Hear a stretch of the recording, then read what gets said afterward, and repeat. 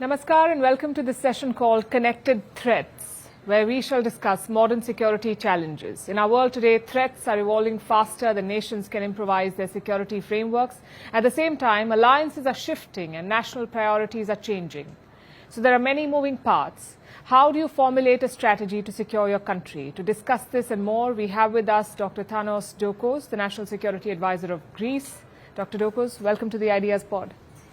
Pleasure to be here. How are you doing today? It was a full day, very useful, very informative.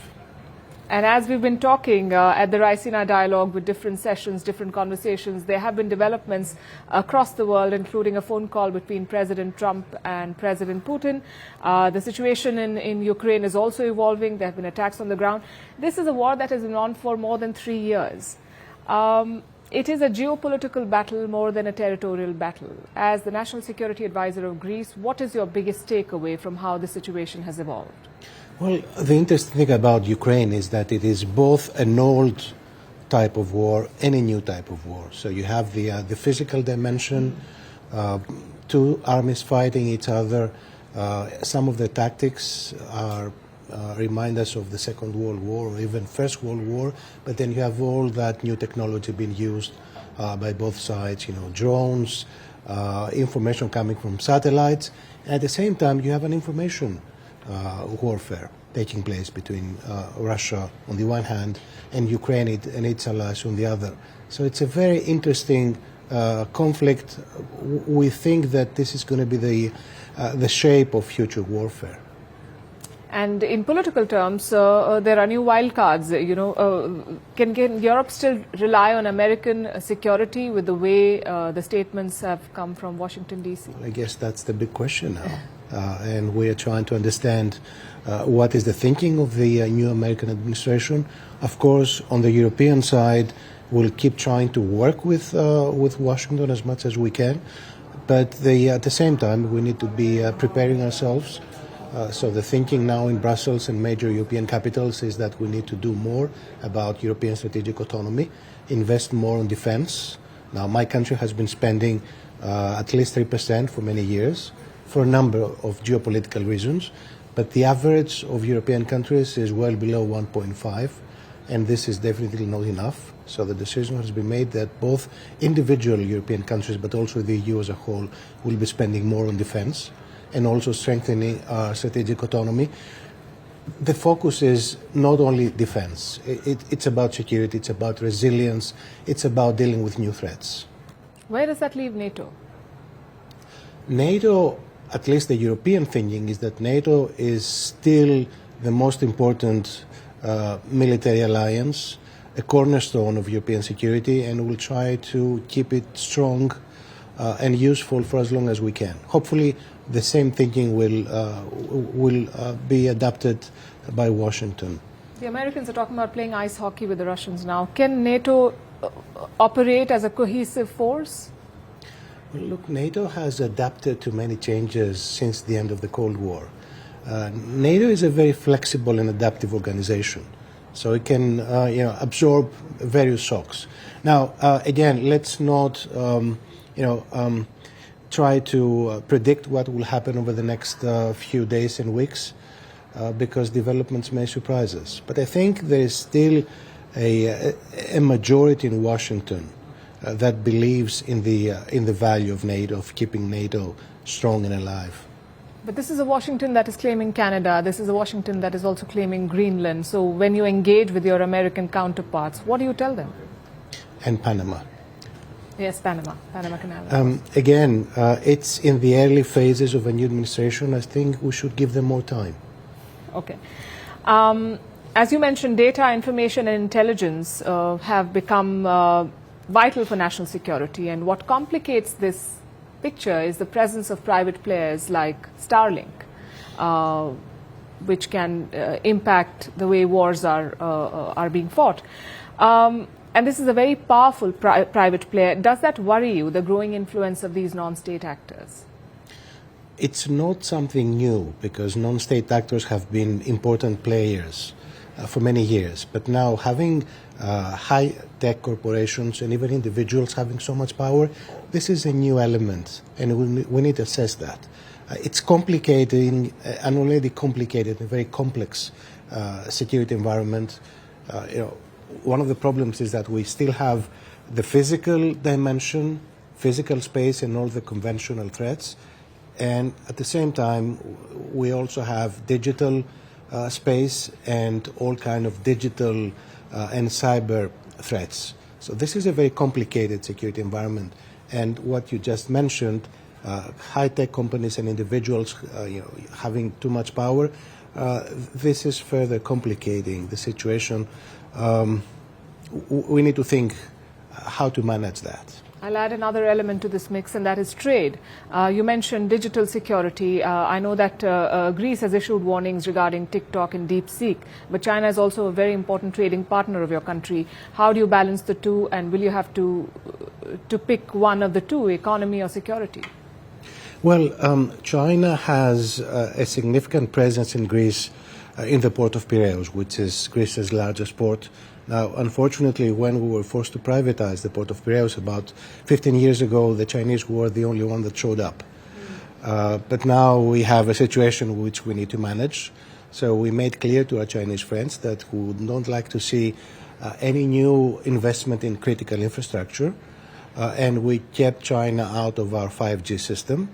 And we are monitoring what is happening in the port of Piraeus, because we believe in the motto, trust but verify.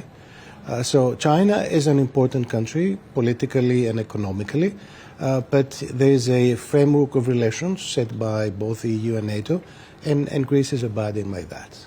So you're saying that giving a majority stake to the Chinese in the port was a mistake? Well, if we had the option of choosing a European or American company, I suspect that we would have made that choice. I suppose that's an argument that a lot of countries can make, that end up as victims of China's debt trap diplomacy, that they have clear developmental goals and needs, and those needs are not being met by the global financial infrastructure. So the only people who show up are the Chinese, who give them loans, and those loans are taken, and then it follows the same pattern. What you said applies to a number of countries, but I want to be fair with China. They have made a significant investment in the port of Piraeus, and this has been a success story both for China but also for Greece, because now the port of Piraeus is probably the largest port of the Mediterranean. So in our case, the debt trap doesn't apply. It has been a successful partnership for both sides. Let's also focus on internal security challenges. And in Greece, cyber attacks and terror attacks are on top of the list. In Europe in general, we're witnessing more incidents of car ramming and stabbing. And a lot of this is being attributed to radicalization. Do you agree with this assessment, and how do you then curb it? Well, Greece has been fortunate not to suffer from radicalization incidents, but this does not make us immune. We're probably a few years behind our European partners, so we're looking very carefully at their experience to see how we can prevent such incidents. But the threat is there, and of course social media, the internet can be used to influence radicalization efforts by various actors. So we're taking this very seriously. In the larger context, immigration has become a political and divisive issue, and in some cases it is fueled by xenophobia, but there is no denying the fact that it also has evolved as a non-conventional challenge or threat to national security. So how do nations address it? Well, different countries have adapted, have used different methods. In our case, weaponization of migration has been observed by one of our neighbors, and we are one of the entry points to the EU. So a significant number of people are arriving in Greece and try to get to other European countries. And this is causing a problem because of the numbers, but also because what you usually get is single young men without a family. They have difficulties integrating, adapting. They are a little more prone to criminal acts than the average person. So this is slowly becoming a problem, and there is also a rise of the far right in many European countries trying to exploit that phenomenon for electoral gains, and they have been successful in many cases, like Germany, for example, or France. So this is a problem. What we need in the European Union is a common asylum and migration policy, so that there is burden sharing among various European countries. Efforts have been moderately successful so far, but there is still things that we need to do at the European level. All the points that you mentioned are the realities of our world.